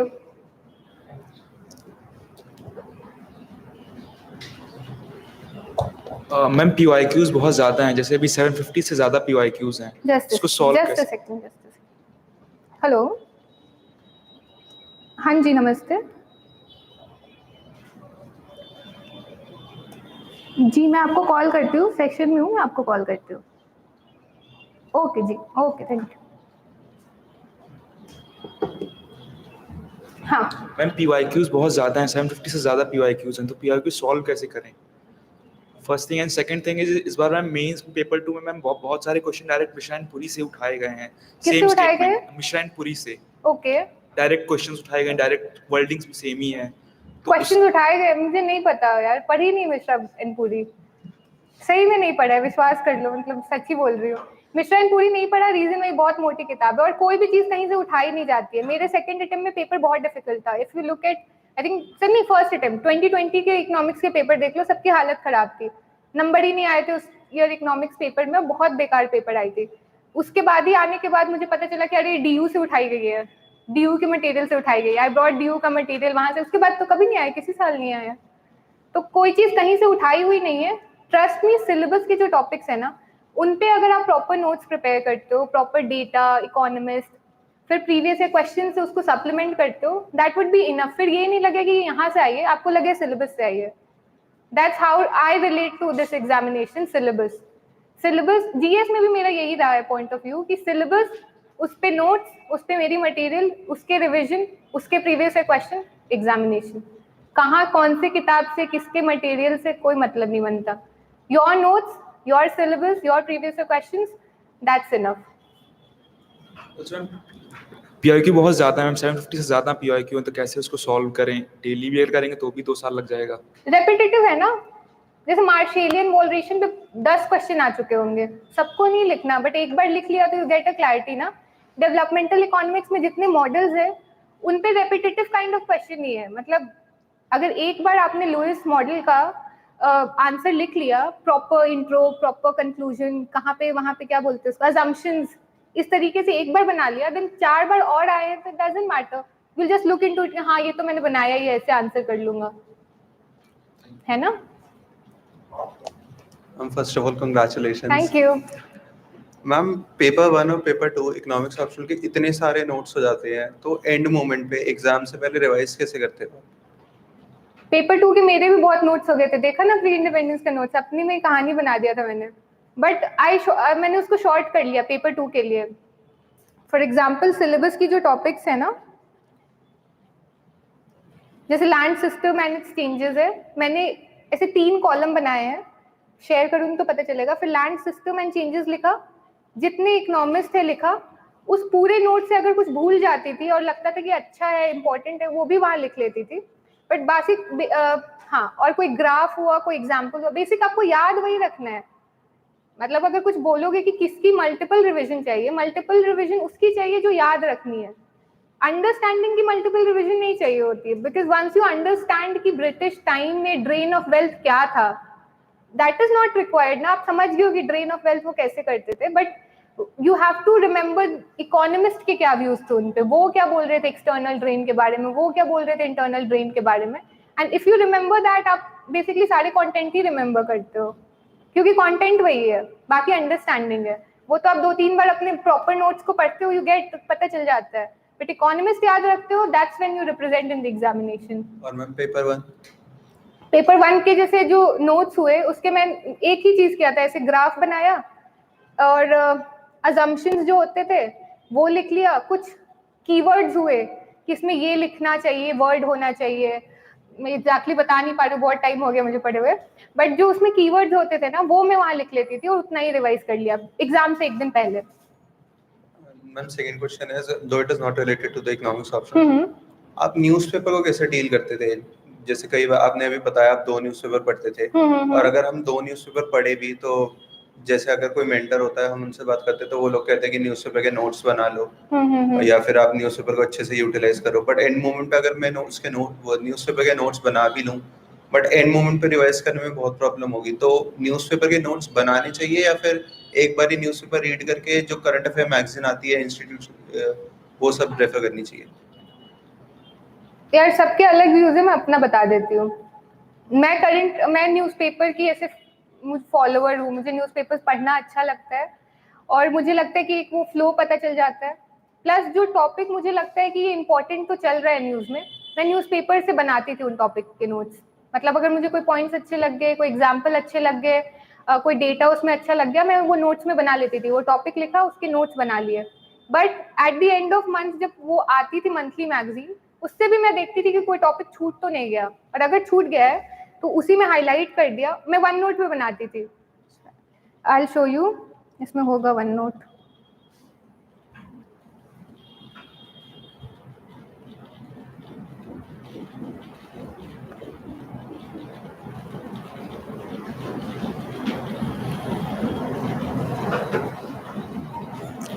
जैसे इस तरीके से GS1 GS2 करके मैंने बनाए हुए थे। जस्ट ये जो फोल्डर्स देख रहे हो ना, ऐसे फोल्डर्स में मैंने बना लिया था, GS1 GS2 GS3 GS4। अब इस फोल्डर के अंदर जाने के बाद GS3 में मैंने डिवाइड किया हुआ था कि agriculture, environment, disaster management, science, इस तरीके से। GS4 तो एक ही होता है, GS2 में पॉलिटी, गवर्नेंस, इंटरनेशनल रिलेशंस। और उसके अंदर जाके पॉलिटी के अंदर जो सिलेबस वाइज टॉपिक है उनको लिखा, और न्यूज़पेपर में जो आए वो सिलेबस के उस टॉपिक के अंदर डाल दिया। इनिशियली मैं ऐसे लिख के टाइप भी करके बनाती थी, पर धीरे धीरे मुझे लगा कि बहुत इनएफिशिएंट होता जा रहा है, तो मैं ऐसे हाईलाइट करके भी कुछ डाल देती थी, कुछ लिखती भी थी। तो उस तरीके से मैंने अपने नोट्स को रखा, और ये रिवाइज हो जाता है, मतलब क्योंकि खुद से ही बनाया होता है ना, ये रिविजन हो जाता है। इफ यू कीप रिवाइजिंग, ऐसा करो, 1 मंथ बनाया जो भी नोट्स, फिर मंथली से सप्लीमेंट कर लो कि कुछ लगता है कि इसमें मंथली से ऐड करना है, you add it into that, और मंथ के एंड में उसको एक बार रिवाइज कर लो। ऐसे कर सकते हो, मतलब एंड में तो बहुत हो जाता है। मैंने तो प्रिंट आउट करा लिया था, क्योंकि मुझे इससे हो नहीं रहा था, लग रहा था बहुत है, तो प्रिंट आउट करा लिया, फिर प्रिंट आउट में मार्क करती गई। और फिर एट द एंड मेंस के, अपने मेंस के लिए 1-1 पेज का बना लिया था, हर टॉपिक पे 1 पेज का था बस करंट अफेयर्स मेरे पास। मतलब जो मैं एग्जाम्पल जैसा कोट कर सकूं उस तरीके से 1 पेज में ही बना लिया था। तो दिस हेल्प्स, मतलब न्यूज़पेपर पढ़ना हेल्प फॉर मी। पता भी चलता है कि इंपॉर्टेंट टॉपिक्स क्या क्या चल रही है, कौन सा एग्जामिनेशन में आ सकता है। मतलब ज्यादा स्ट्रेस नहीं लेना। अगर तुमको लगता है कि करंट अफेयर मैगजीन से हो जाएगा तो you can follow that, but मेरे केस में न्यूज़पेपर आई स्टडीड थॉरली, दोनों न्यूज़पेपर, एक द हिंदू पूरा और इंडियन एक्सप्रेस का एक्सप्लेन पेज। क्वेश्चंस डायरेक्ट आते एक्सप्लेन पेज से, वो टॉपिक चल रहा होता है वहां पे और वो उसमें आ जाता है एग्जामिनेशन में। और एक और चीज है, क्यों मैं मना करती हूँ कि सिर्फ मंथली मैगजीन नहीं पढ़नी चाहिए, क्योंकि सभी पढ़ रहे हैं और बहुत जनरल उसमें वो लगता है मुझे, पॉइंट्स जो है बहुत जनरल इन नेचर लगते हैं, which is required, general paper भरने के लिए चाहिए होता है, but some quality in different points वो आपके पेपर को अलग बनाता है बाकी लोगों से। क्योंकि अगर 4 पॉइंट वही लिख रहे हो जो विजन या इंसाइट्स के वो मटेरियल में है, बट अगर तुम न्यूज़पेपर से कुछ अच्छा लिख रहे हो, आई think that would create a difference. Thank you.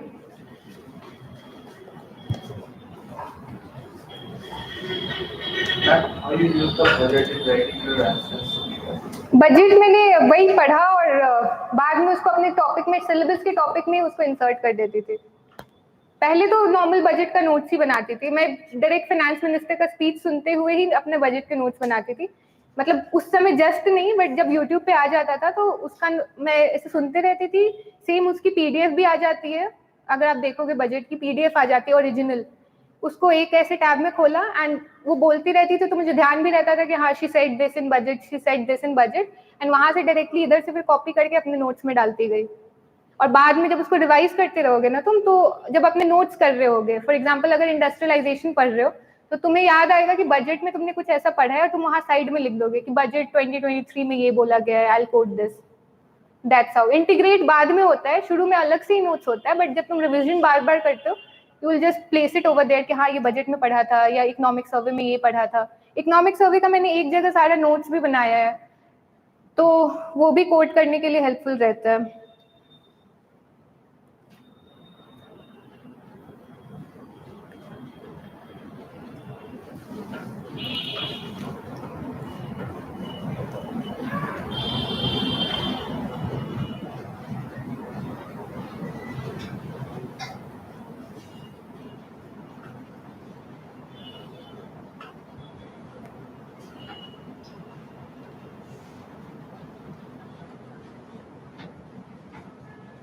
जैसे ये देखो इकोनॉमिक सर्वे का ये सारा है, जितने इकोनॉमिक सर्वे इम्पोर्टेंट थे सबके शॉर्ट में मैंने यहाँ पे लिखे हुए हैं, एंड इसको बहुत बार रिवाइज किया जिसको यूज करने में वहाँ हेल्प होता है।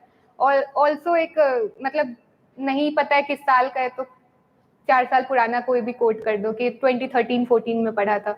एग्जैक्ट लिखना जरूरी नहीं है, तो मतलब गलत भी लिख सकते हो, कोई नहीं चेक करेगा जाके। बट इकोनॉमिक सर्वे का मैंने सारा नोट्स एक जगह बनाया है। जैसे डेट डायनेमिक वेज हो गया, ये किसी इकोनॉमिक सर्वे में बात हुई थी शायद 16-17 या 15 में, हाँ 15-16 में। इस तरीके से मैंने पूरे इकोनॉमिक सर्वे का यहाँ पे शॉर्ट में बनाया हुआ है, जिसको मैं पेपर 2 में भी बहुत यूज किया है और अपने GS3 के इकोनॉमिक्स पोर्शन में भी I have used it a lot. I will share all this with you guys वहाँ पे, तो आप इसको यूज कर सकते हो। ये पूरा इकोनॉमिक सर्वे का नोट्स है, इसमें बहुत सारे इकोनॉमिक सर्वे से 2013-14 से लेकर अभी तक के जितने सर्वे हैं उन सबके शॉर्ट में नोट्स है इसमें। Ma'am, at the last, just a few tips for our smart study that you can give to us, because you did a lot of smart study rather than hard work. So नहीं 3 साल hard work किया था clear नहीं हो रहा था तो सो आई realise कि यार मतलब गधे की तरह पढ़ रही हूँ बट हो नहीं रहा। So hard work was always involve है ना, बट आई रियलाइज कि स्मार्ट वर्क उतनी जरूरी होती है, because you are putting in hours and if you are not getting output, तो फिर आपको खुद की मोटिवेशन को क्या लगता है कि लाइक यार मैं जैसे सेकंड अटेम्प्ट में 284 रैंक आया, थर्ड अटेम्प्ट में लिस्ट गायब, यू फील दैट थिंग ना कि अभी और मेहनत किया था और एफर्ट डाला था और टेस्ट लिखे थे और लिस्ट से बाहर हो गई। तो ये that makes you realise that it's not just the efforts, you have to be smart, क्योंकि लोग बहुत स्मार्टली वर्क कर रहे हैं, लोग अपने इंट्रो, कंक्लूजन, डेटा, एग्जाम्पल्स के साथ एकदम रेडी है। And in this competitive examination, if you think you will go and frame introduction over there, you will think of example over there, तो वहाँ सोचोगे कि वहाँ याद आ जाएगा तुम्हें न्यूज़पेपर में क्या पढ़ा था, नहीं याद आता है, नहीं याद आता है। You have to have consolidated notes जिसको बार बार रिवाइज करोगे तो ही वहाँ रिप्रेजेंट होता है। सो स्मार्ट वर्क में 2 एक टेक्नोलॉजी यूज करो, ChatGPT, गूगल करो, इतने करते रहो, मतलब more than the coaching material Google करो तो सारे कोचिंग के आ जाएंगे उस पर्टिकुलर टॉपिक पे, Yes. है ना? तो गूगल करो, चैट जीपीटी यूज करो, और मतलब और क्या बोलूं, स्मार्ट में short notes, Side of- short notes of every subject मेरे पास है। आई सी अगर मेरे पास इसमें होगा, फॉर एग्जांपल देखो ये सिक्योरिटी के शॉर्ट नोट्स है, ओपन, मतलब मेरे पास पूरे बड़े नोट्स हैं अपने हर टॉपिक पे, but for before the examination I have this short handy note, क्योंकि यार मैं नहीं पढ़ सकती ना उतना कुछ, सिक्योरिटी भी है, इकोनॉमिक्स भी है, डिजास्टर मैनेजमेंट भी, एनवायरमेंट भी है, सही है। एग्जाम के 1-1.5 घंटे कैसे पढ़ लूंगी मैं ये सारा कुछ? तो I had this short notes जिसमें ये सब कुछ इंपॉर्टेंट चीजें इसमें लिखी हुई हैं कि इंट्रो क्या लिखूंगी, कंक्लूजन क्या लिखूंगी, उधर एग्जाम्पल्स न्यूज़पेपर से भी इसमें बहुत कुछ है, सारे ये मैंने कंसोलिडेट किया है इस बार अपना नोट्स। दिस हेल्प, ये शॉर्ट में जो नोट्स है हर टॉपिक पे, north east insurgency,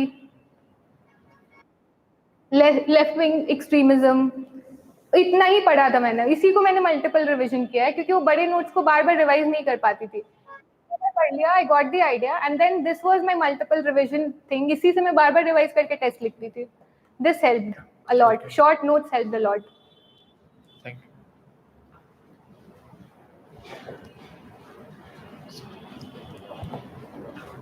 Can you show your question answers of paper 1 economics? Paper 1 का यार इसमें नहीं है मेरे पास, स्कैन करना पड़ेगा। I don't have, I'll scan and share it on my Telegram channel in few days. It's handwritten actually, क्योंकि उसमें ग्राफ्स बनाने होते हैं ना, तो उसको ऑनलाइन नहीं किया था, वो ऑफलाइन ही था। I haven't scanned it yet, so I'll scan and share it with you guys. Don't worry. Ma'am mains के पहले जो टाइम होता है उससे पहले क्लास नोट्स जो हम लोग क्लास करते हैं तो उसका नोट्स हो जाता है, फिर खुद का नोट्स जो प्रिपेयर करते हैं या फिर टॉपर्स का कॉपीज वगैरह और फिर टेस्ट ले, तो उसको कैसे कंसोलिडेट करके रिवाइज मल्टीपल रिवीजन कर सकते हैं?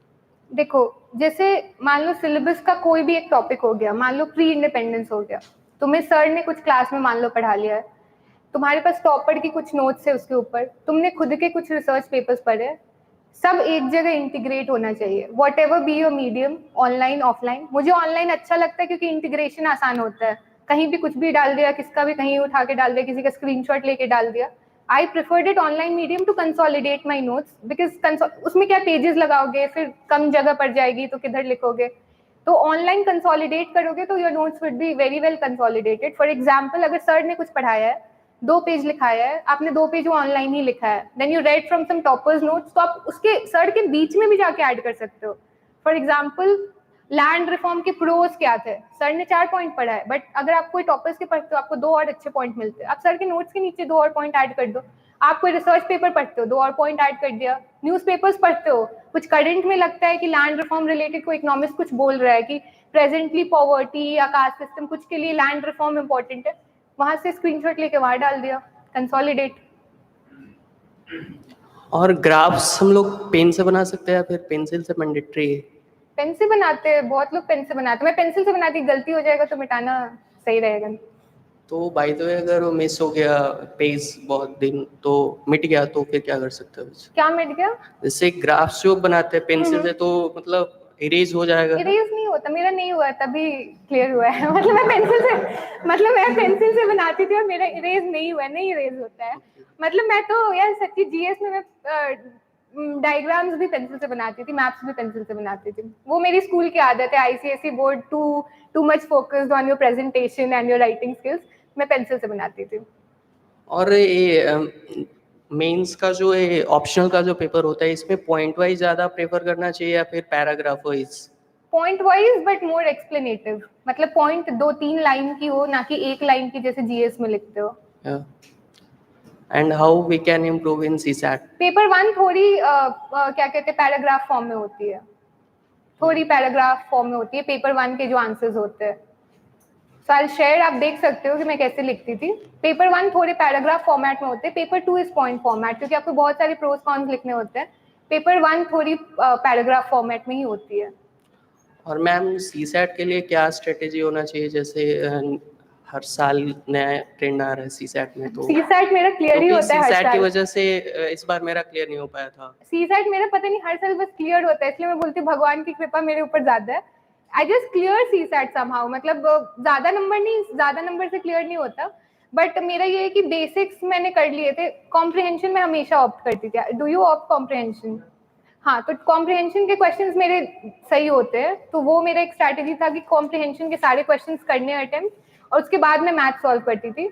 कोई एक किताब था मैथ्स के लिए जिसमें बेसिक सारी चीजें जो नॉर्मल पूछते हैं, प्रोबेबिलिटी या वेन डायग्राम रिलेटेड जो क्वेश्चंस होते हैं, उन सारे में थोड़ा सा पढ़ाया होता है, थोड़े क्वेश्चन होते हैं प्रीवियस ईयर के और थोड़े खुद के क्वेश्चंस होते हैं।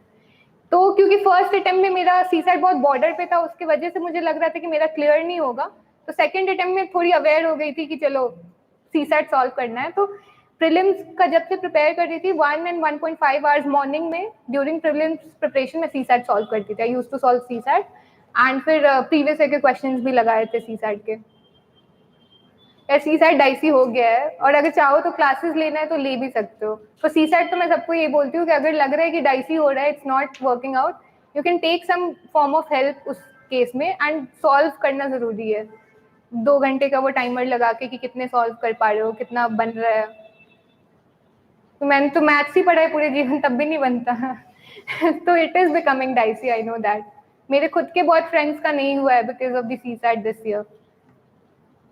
So you cannot neglect CSAT। जैसे पहले अटेम्प्ट या दूसरे अटेम्प्ट में पेपर वो फिर भी ठीक था, बट इस बार या पिछले बार दोनों बार CSAT was very dicey। So you have to prepare for CSAT।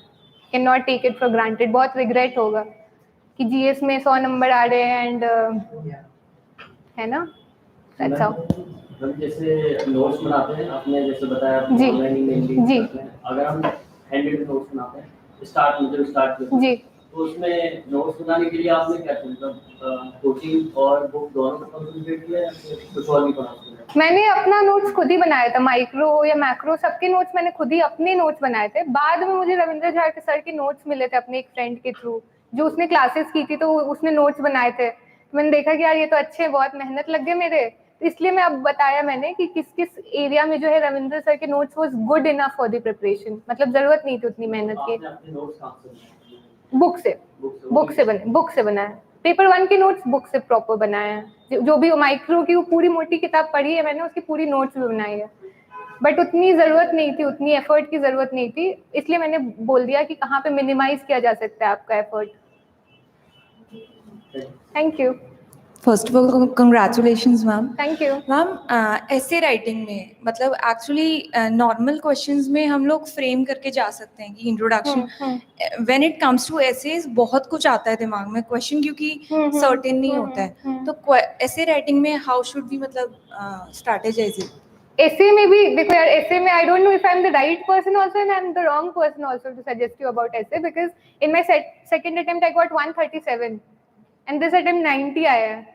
तो it's so unpredictable and uncertain, तो मुझे पता नहीं कि मैं सजेस्ट करूँ या नहीं, बट मेरा जो प्रिपरेशन स्ट्रैटेजी था वो यही था कि इंट्रोडक्शन बहुत सारे थे मेरे पास। टॉपर्स के तुम प्रीवियस क्वेश्चन पेपर्स पढ़ोगे ना, मतलब जो वो उन्होंने ऐसे लिखे हैं, जो टेस्ट सीरीज में वो लिखते हैं, उसमें बहुत सारे इंट्रोडक्शंस होते हैं जो वो लिख चुके होते हैं। You can take that introduction and have it in your own notes. वो बहुत हेल्प करता है। मुझे याद नहीं है किसका, ग्रेवाल समथिंग कोई ऐसे, आई डोंट नो रिमेम्बर, मतलब उनकी बहुत अच्छी मार्क्स आई थी और उनकी कोई इंट्रोडक्शन थी ट्री ब्रांचेस एंड रूट्स करके, उसको मैंने बहुत बार यूज किया अपने टेस्ट सीरीज में भी, अपने फाइनल एग्जाम में भी सेकंड अटेम्प्ट में यूज किया था। तो इंट्रोडक्शन का वो एक सोर्स है। अगर कुछ क्लासेस करते हो या कोई ऐसे का, तो वो भी मटेरियल फोल्डर्स प्रोवाइड करते हैं दैट यू कैन यूज। मैंने इस साल एक्चुअली किया था ऐसे के लिए, मेरा मार्क्स कम हो गया, बट मुझे लगा था मेरा इंक्रीज होगा, तो इसलिए मैं बोलती हूँ यार बहुत अनप्रिडिक्टेबल है। मुझे तो ऐसा लग रहा था कि no this year I write very good ऐसे, because I felt I understood the examination, मैंने समझ गई, बट नहीं समझी थी शायद, because it decrease. But sir ने काफी अच्छे से ही हेल्प, पीयूष सर है ऐसे एंड एथिक्स में, you can take guidance from him, क्योंकि वो ऑनलाइन आपके पेपर्स चेक भी करते हैं। द ऐसे यू राइट वो बताएंगे कि यहाँ पे क्या सही है क्या सही नहीं है। तो कीप योर इंट्रोडक्शन, बहुत सारे इंट्रोडक्शन कलेक्ट करते हो, प्रिपेयर्ड। फॉर एग्जाम्पल एक इंट्रोडक्शन मैंने लिखा था MS धोनी का लिखा था, आई डोंट नो दिस अटेम्प्ट और प्रीवियस अटेम्प्ट, मुझे याद नहीं है। I wrote about that winning 6, तो कैसे आप डिसीजन लेते हो thinking of the long term. तो मैंने ऐसे लिखा था कि वो जो बोर्ड मीटिंग थी जहाँ पे उन्होंने कुछ प्लेयर्स को एलिमिनेट किया था for the upcoming matches, because he was envisioning team India जो कि अभी से कुछ साल बाद होगी, जो वर्ल्ड कप लेके आएगी, जो यंग होगी, जो डायनेमिक होगी, तो आप ऐसे लाइफ इंस्टेंसेस से भी, एंड दैट विनिंग छक्का ऑफ धोनी है ना, इट डिड नॉट कम अचानक से, it was all planned, it was all visionary, तो इस तरीके से आप बिल्ड करके भी कर सकते हो। Thank you ma'am. Thank you. Ma'am paper 1 और इन हाँ। ऑप्शनल के दोनों पेपरों में वो कहते हैं कि मैंने ऐसे सुना है कई जगह कि बुकिश लैंग्वेज में होनी चाहिए आंसर्स, तो ऐसा कुछ जरूरी है बुकिश लैंग्वेज में या फिर पेपर 1 में थोड़ा होना चाहिए एक्चुअली। बुकिश लैंग्वेज मतलब बोले तो इकोनॉमिक्स जैसा लिखो, नॉट जनरल जो भाषा होती है जैसे मैं बात कर रही हूँ वैसे नहीं लिखना है, बट जैसे इकोनॉमिस्ट बात करते हैं जैसे वो वर्ड यूज करेंगे, मनी मल्टीप्लायर, इस टाइप से जो वर्ड्स आती है ना, कीवर्ड्स आते रहनी चाहिए आपके आंसर्स में। जनरल लिखोगे तो उसको लगेगा कि कोई बस ऐसे किसी बच्चे ने लिख दिया है, बट अगर आप इकोनॉमिक्स के टर्म्स में लिखोगे तो उसको लगेगा कि किसी ने पढ़ाई की है एंड ये अंडरस्टैंड्स द सब्जेक्ट, तो इसलिए थोड़ी उस लैंग्वेज में लिखना चाहिए। पेपर 1 में मैं कोशिश करती थी कि उसी लैंग्वेज में लिखूं। Thank you.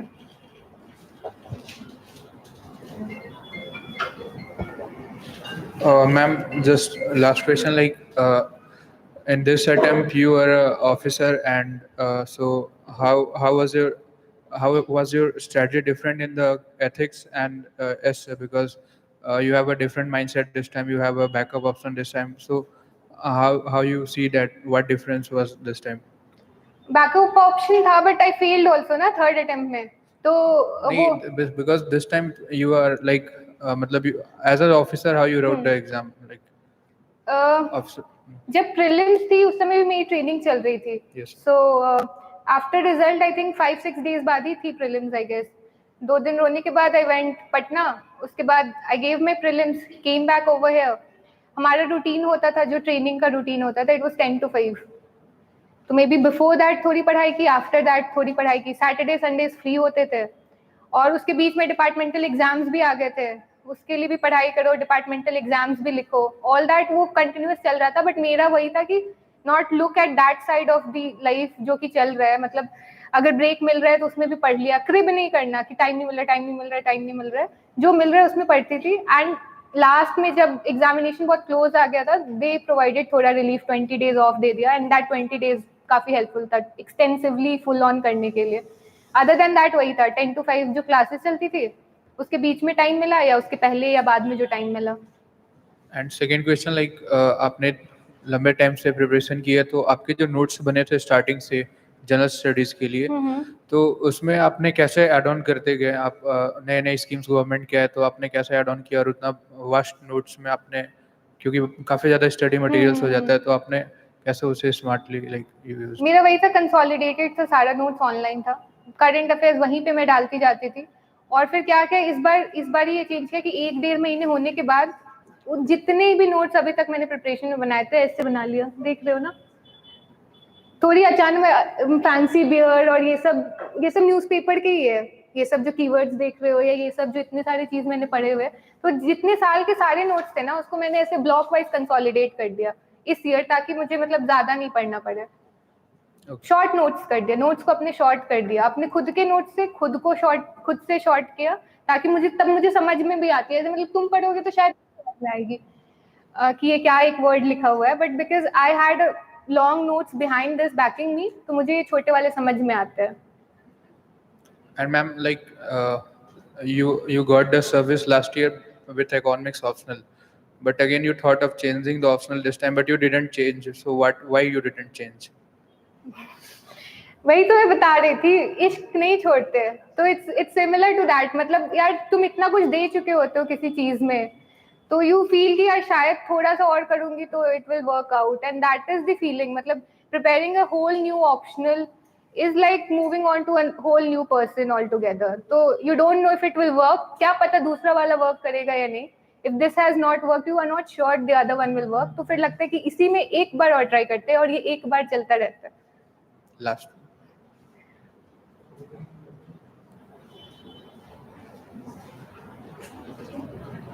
Done?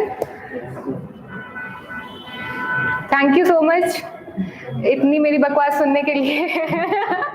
But I try to be honest, जितना मेरे पास I gain during my preparation, जितना सीखा I try to impart it honestly. I hope it helps notes मैं शेयर कर दूंगी ऑनलाइन जितने भी मैंने बनाए हैं on my Telegram channel.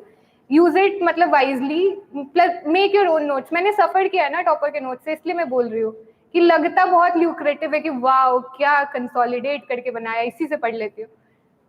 Doesn't work that way. Use it as a reference, खुद के बनाओ, बहुत अच्छे मार्क्स आएंगे. मतलब ऑप्शनल ऐसा नहीं है कि इसमें नंबर नहीं आते, सही से नहीं पढ़ते इसलिए नंबर नहीं आते. So study well. Okay okay, thank you so much. Thank you.